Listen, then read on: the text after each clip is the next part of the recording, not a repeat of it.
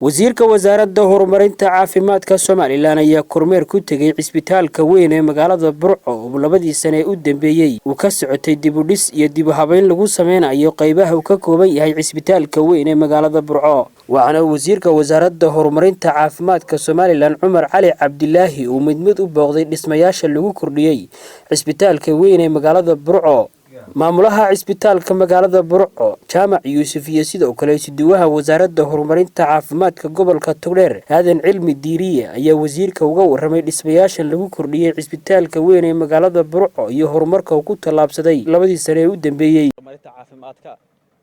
waxaan halkan kugu soo dhaweynaynaa oo ah cisbitaalkii Burco oo muddadii ugu dambeysayba ilaa 2 sano ku dhawaadba ku talaabsaday horumarin ballaaran shaqo aad u ballaaran ka socoto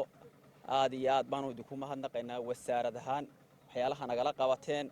intii aad joogteen iyo intii madaxweynuhuba joogay haday dawooyin tahay haday kab tahay haday dhaqaale tahay haday kormeer tahay wax kastaba iyo dhiirigelinba isla waa shaqaysaa diyaarayska u shaqeeya qaybaha dhanna waa la ribergaray waar kasta waa ribergarayna halkan waa dhisma ka soconaya waxa weeyaan in laamiga loo mari lahaa qaybahan diyaarayska iyo qaybta paymentga imika shaqadu dhamaatay imika waxa dhamaaday 30 qol oo 20 ay dhistay wasaaradda caafimaadka ee xaruntu 10 cusal ku daray iyo hadda dhamaaday oo paymentga waxa kale oo noo dhamaaday 3 hool bakhaar oo lagu talagalay dawooyinka iyo la dhigo imika inoo yaaliin iyo 2 xafiis iyo imika dhamaaday aad iyo aad ma shaqaale caafimaadka gobolka haddii MCHada adeetay custalka waliba siba custalka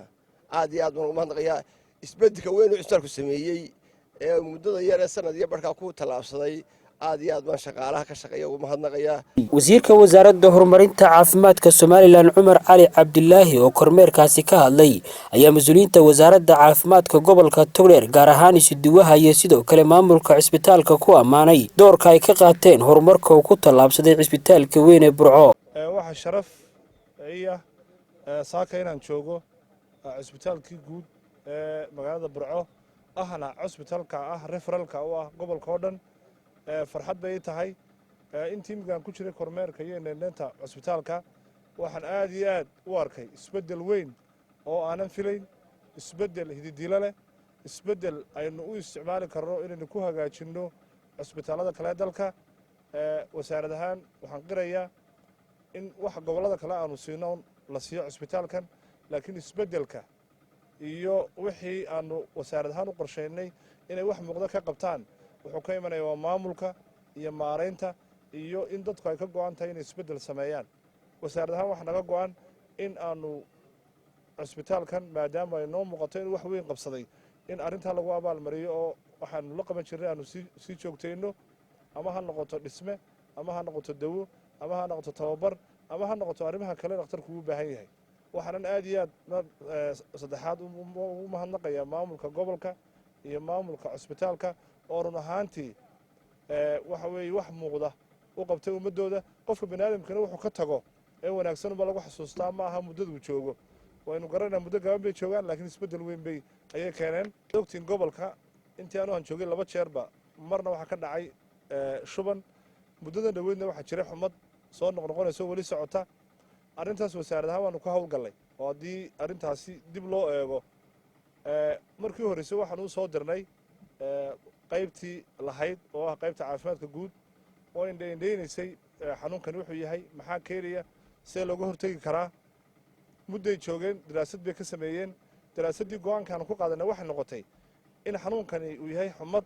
aan lahayn ka hortagna lama heli karo talaal qofku markay ku dhacay lama daweyn karo laakiin kaliya waxa lagu joojin karaa in la joojiyo